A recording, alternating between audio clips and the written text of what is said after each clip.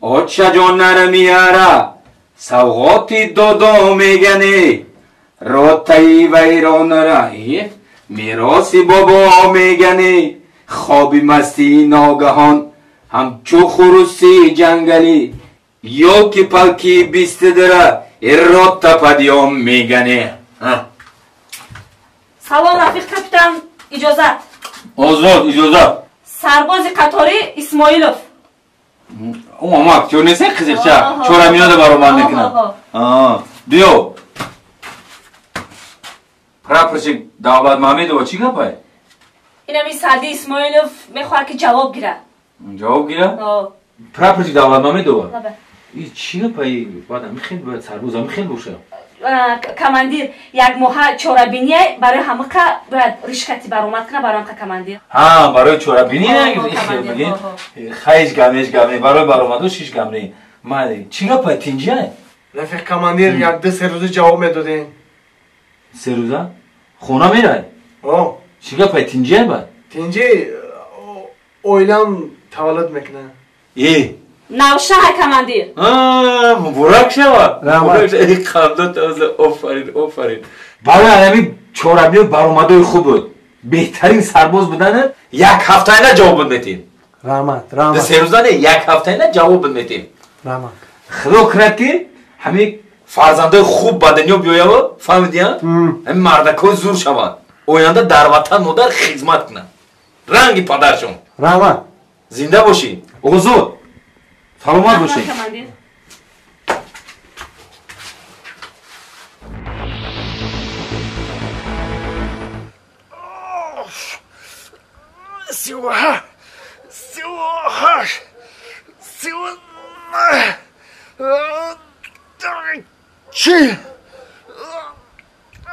چلیه یا آفرین کوفا برو منای کو کو اسماعیلوف گام زکو این بچه شی دخته راستی گپ کماندیر جان من خمم نمیدونم 9 ماه پس معلوم میشن.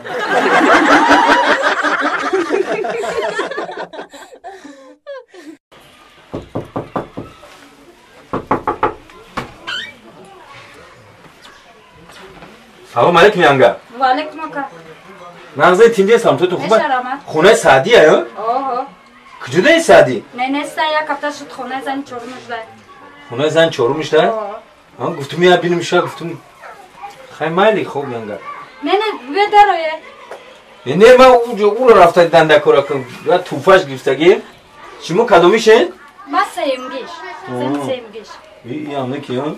میگفته ده؟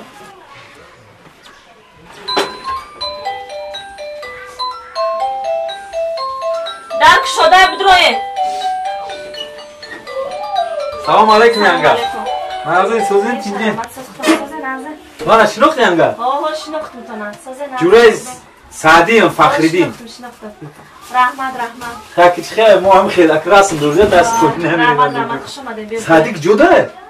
هم بالکن ده بخانی گدورن. راست گپ خونه زن یکمش رفتم دیمش رفتم سهمش رفتم گفتن که خونه زن چهارم بینش یا هفتهشی خیلی همش دیده یکم دیم سهم نه به من زندگی او ده ها ما کنجگی او کو فهمیدی رنگا بو کنجگی ده جوش دیگه دو زنه آمو بالی دو زنه اگه جای شبه خانه را علو میزنه دو زنه اگه جای شبه خانه را علو میزنه دو زنه آمو بالی دو زنه اگه جای شبه خانه را علو میزنه سلام علیکم دو زنه چهار زن سلام علیکم سوزی تیندی سلامتت خوبه چه داری؟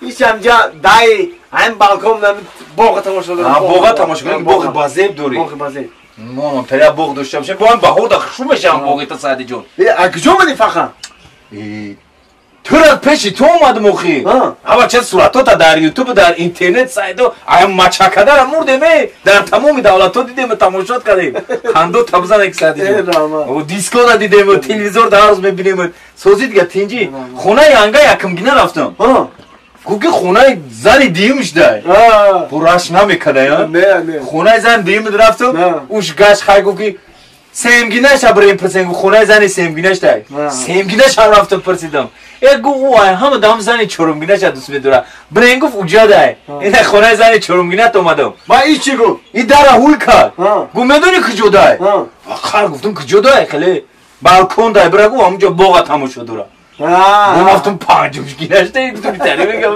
فخر جون همین درم یک فکر زدم چه فکر؟ یک فکر زدم همین ارزو دارم چه ارزو بودای با یگون زن دیگه گرفتنی؟ نه همین یک ارزو دارم عملی نشده سای چه ارزو بودای او؟ ارزو دارم که همین عرخری رم پرتم اوخی پرتو اوخی حتی بیزی به همین عرخری پرتوش چون میکنی دیگه خورده؟ تو دیوانه چی؟ برای چی؟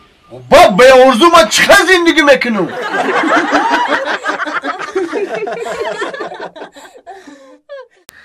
این به اینجا چیزی چی؟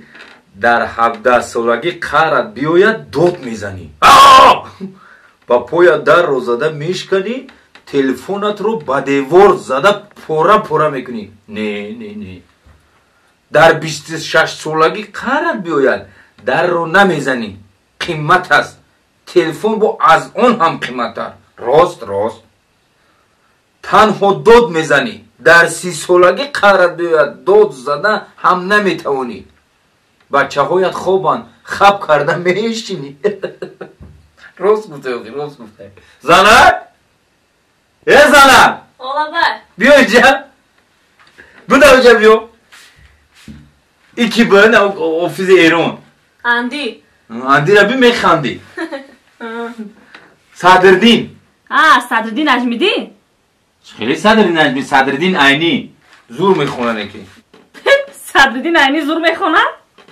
خیلی جابتر نمیسته گه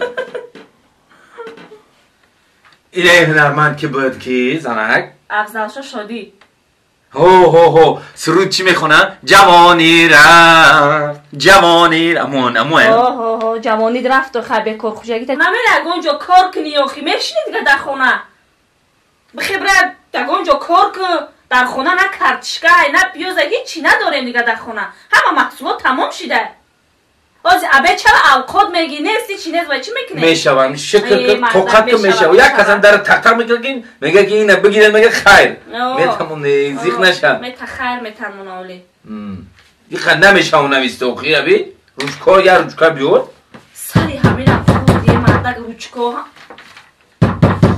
سری چی را خوردم؟ روچکا را خوردین بعد با قلم در تخته کمر انا گفتم پوز میوره اگه کسی روز میویا ای مردک ای بای نه همسویا نمیدونی چیزی میوره ای بای مردک همسویا جو میدونی همسویا میویا ممکن یگون آدم خیر کنی اومده برا کوی که داره السلام علیکم یانگ نازن سوزن میشه رحمت دکختون سوزن رحمت میگم که شد خونه دای ها که خونه دای بیا بدرین شد بگن که 500 سومون بتیا چی؟ وای نه چی بگن که 500 سومون قرض بتیا ای همسایه شیما اگر 500 سومون داشته باشه که در خونه نمیشینه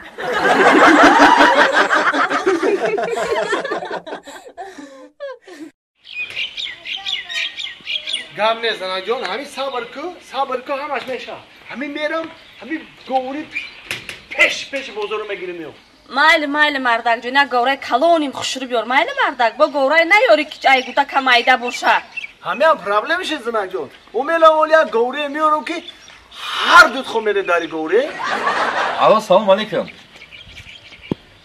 برق توجی که اونم نویه یومون اینه محله که عبدالرحمن جمعی کو همجا یک ستولبا سینچو باشم غلطی دیگه پویون داره خیلی بینه نخی دسته روز امود تلفن میگه بینه نخی یک کودک میزنه یک کسی میزنه بینه سیما بگیره نخی یک نمونه نخی خیلی چیه پیغ بود او همجا مو زندگی میکنی چند بار آمدم دیدیم همه جا خیلی مالا خوب یه سادی سوزی چیجی؟ سلام علیکم سلام چیز خوبه؟ چون دوری؟ بیاد بزرگ برم سروسیما ها؟ کردم بزرگ برم تینجه بزرگ؟ او تینجه یا چی بگیرم؟ گورا گوارا؟ او یک گورو بخرم. چون میگی گوارا را؟ او ینگا تولد کرد کو. ینگا تولد کرد؟ او. اما چه نمیگی یا موشی توی تکرو داری یا موچی خیلی؟ خیلی یا مال تولد کردم. خیلی. لیک ینگا رکورد زد. اگر خرگوش 4 روز بزویا ینگا 3 روز زویده. انا برای همون میگم که برام 12 گورو بخرم. 12 گوارا بگیری بیاری؟ او. چون میگین 12 گوارا را؟ یک سال خودش 12 ماه کو. با یک 12 تا نزویا. وو!